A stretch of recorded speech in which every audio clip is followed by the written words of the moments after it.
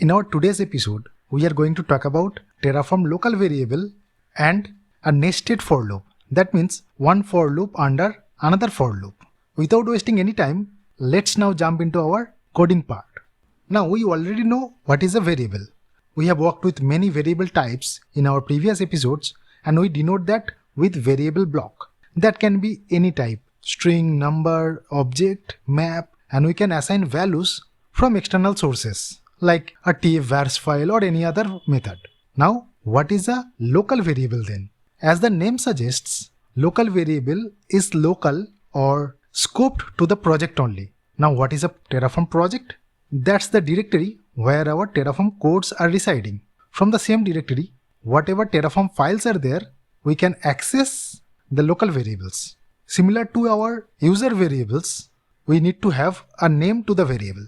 Like in our case, I'm creating a local variable named example storage account or stgscc, and I can assign any value. But these values cannot be fed externally. But we can modify our existing variables using a local variable. Just for our example, I have a variable called local bucket name, which is basically one user variable, and I have defined a value here, local bucket name. And this is the bucket name or the storage account name rather. What I am doing in the locals, I'm transforming that value, that means var.local bucket name. I'm concatenating local, this string, to the name.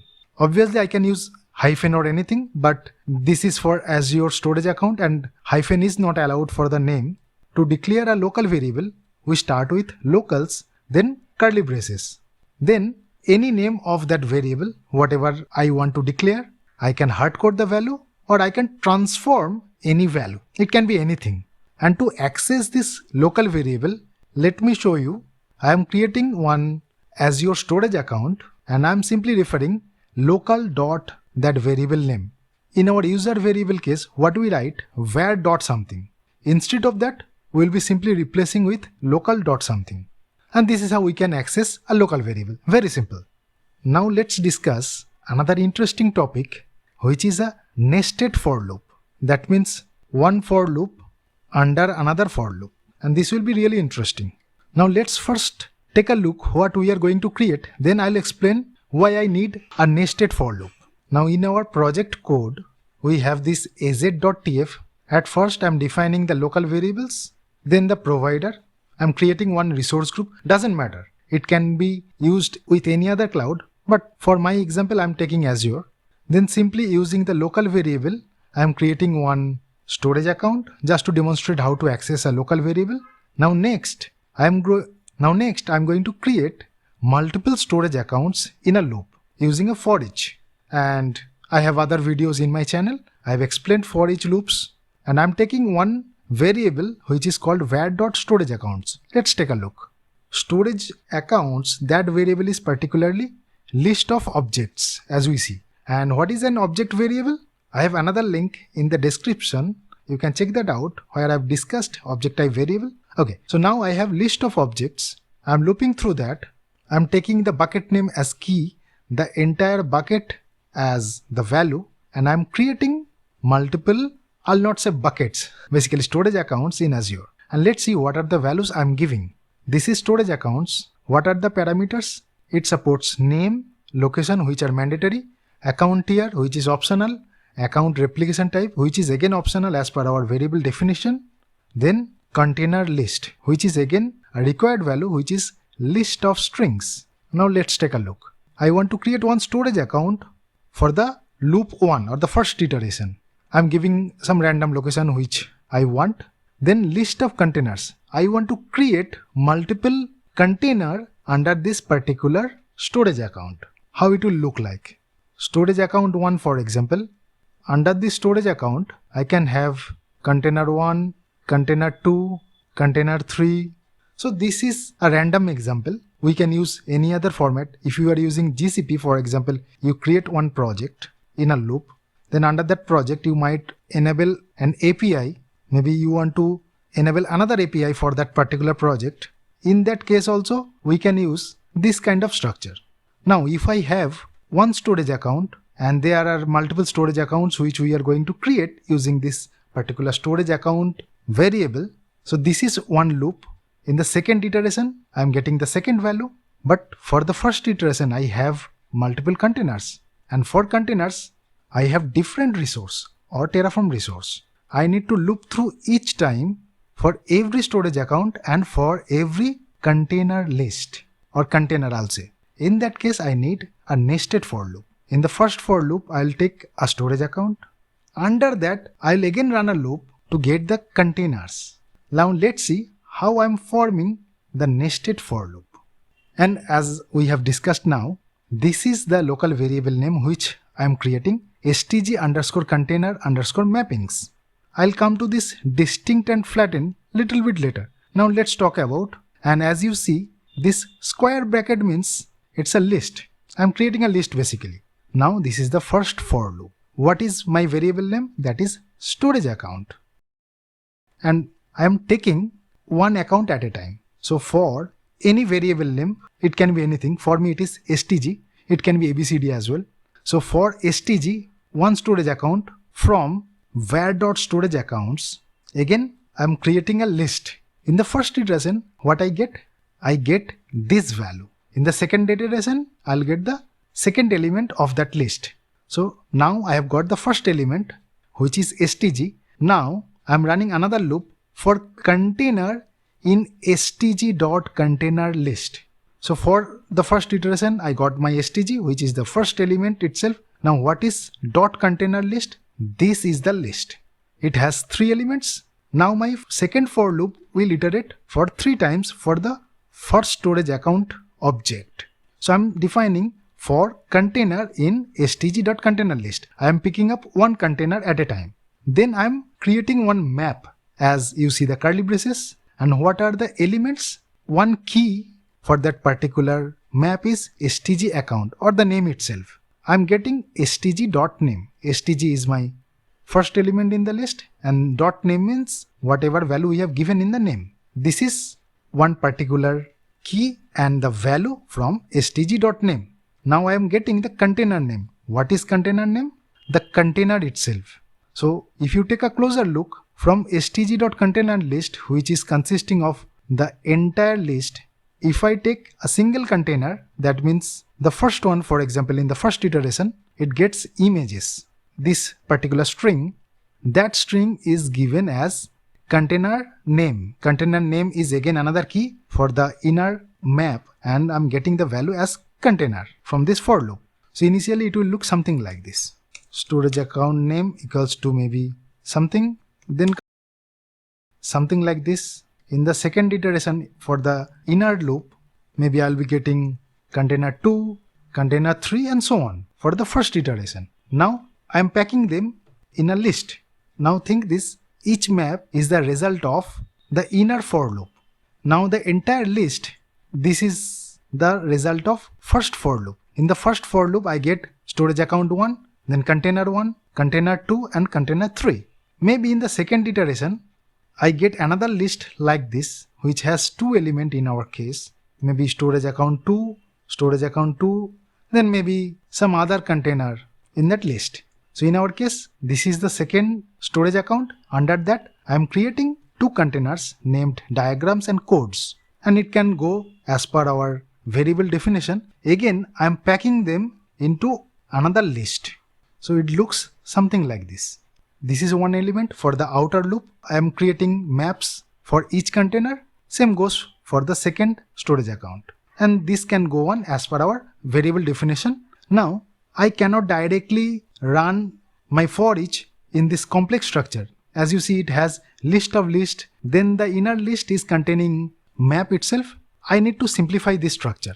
That is why I am using flatten. Now let's take a look what flatten function does in Terraform.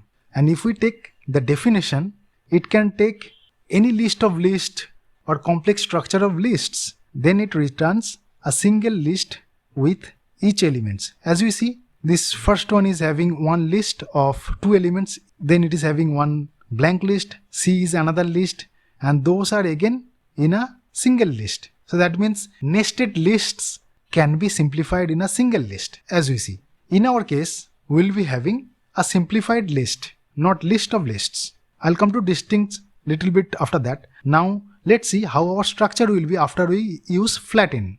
So basically if I remove the inner list, this flatten function will do something like this.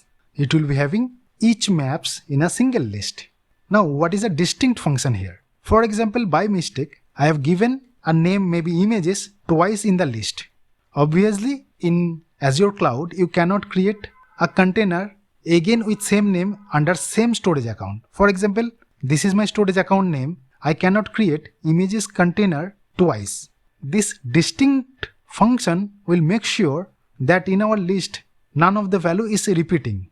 So now let's take a look what distinct function is in Terraform. So this is the example. In our example, as you see, in a list we have A twice appearing because list do not know which is appearing twice. And if I simply apply distinct function on top of this, it will give distinct elements only. It will simply remove the duplicating elements. So by that method, our code will not fail basically whenever we have same values repeating again by mistake or something. Now we get the idea. So we will be having distinct elements in the form of maps under the parent list. Now my local variable, which is stg container mappings, is ready. Now let's take a look how I'm looping through. The storage account which I've already discussed, it is being looped using the storage account variable itself or the user variable. It is taking the key and assigning as name. Then whatever location I've given, account tier and replication type, that is done. Now the next part is Azure RM storage container. For each storage account, there will be multiple containers. That is where we are using for each again, and we are using local.stg container mappings which we have created in the locals. We are taking one map at a time, like this one map at a time. Now our problem is, if we use for each for any resource, I need to provide one unique key, right? But if we see storage account 1, that is stg1, stg1 or whatever value, it is repeating 3 times. That means it is not unique. I cannot rely on this storage account name to run this for each. Again, for example, this container 1 belongs to storage account 1. This can be part of another storage account also. In the same storage account, I cannot have repeating container names, but container name can be used under another storage account. That is possible.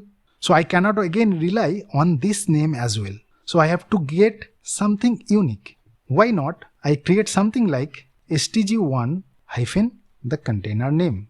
This will be unique because under storage account 1, the container 1 name will be always unique. Similarly, I can use storage account 1, container 2, then container 3, whatever we have created in this list. Same goes for storage account 2, maybe there is container 1. So each value will be unique. That is what I am doing. I am taking one map from the local variable at a time. I am concatenating that as a key. What is that key? stg or one map which we have taken just in this for loop, then the storage account name hyphen, then again under this $curly braces, I am accessing storage container, this variable under this for loop dot container name. That means storage account name hyphen container name. This will be my key for this for each loop. Now, what will be my value for that particular key? The storage or the map itself. That means this will be my key for the first iteration in the for loop, and this will be my value, this entire map in the first iteration. Now I need to give a name to the container. Now each dot value, what is my value? This entire map dot container name.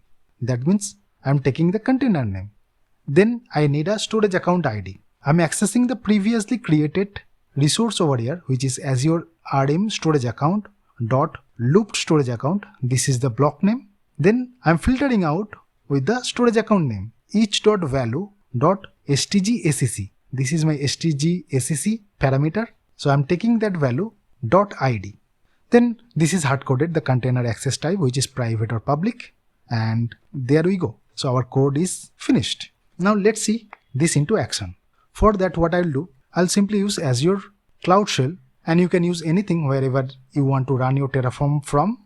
Now my Cloud Shell is provisioned, and let me check there is no files, and let me go to my DevOps YouTube the GitHub link. Obviously that will be given in the description. I can simply copy the clone link. I'll go to my Cloud Shell, git clone the link.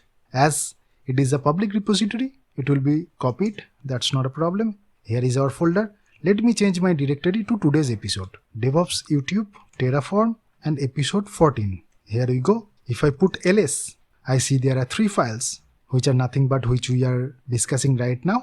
I need to update one value. I need to get my subscription ID. So let me go to one of my subscriptions under Azure. And here is my subscription ID. I can simply click on this copy button, clear my screen, and let me update the tf-vars file.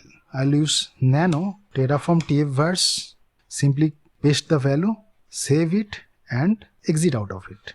Now let me put Terraform in it, and Terraform has been initialized successfully. That's good. Now let me put Terraform plan. As we see, it is going to add 9 resources. These are the nested containers for each storage accounts. Containers. This is one of my looped storage accounts. And that is it basically. It is going to create one resource group, then the local storage account, just to demonstrate the usage of local variable. Then everything is in the loop. Now let me simply put Terraform apply. Put yes in the prompt, hit enter, and it has started creating the resource group and other resources following that. Now it is creating the storage accounts. Meanwhile it creates, let me go to my resources under this subscription. Let me go to resource groups. Here is my newly created resource group. And as you see, everything is complete now. Our Terraform apply. This is our resource group. Let me go inside. Under this resource group, I'll see basically 3 storage accounts. This is the local one, which is the first example. Then the looped first and second. Let me go into the loop because I've created some containers under this using nested for loops. I'm inside that storage account. Let me go to data storage and containers, and here are our 3 containers. If we go back, go to the other storage account, then again data storage containers, we will see 2 containers are there, codes and diagrams, as per our structure in the Terraform variable. First storage account containing 3 containers, second storage account containing 2 containers. And this is how we can leverage our local variables. We can transform any value as per our desire, and we can use them in our code as per our need. Let me quickly run Terraform destroy, and thanks for watching. See you in some next amazing topics.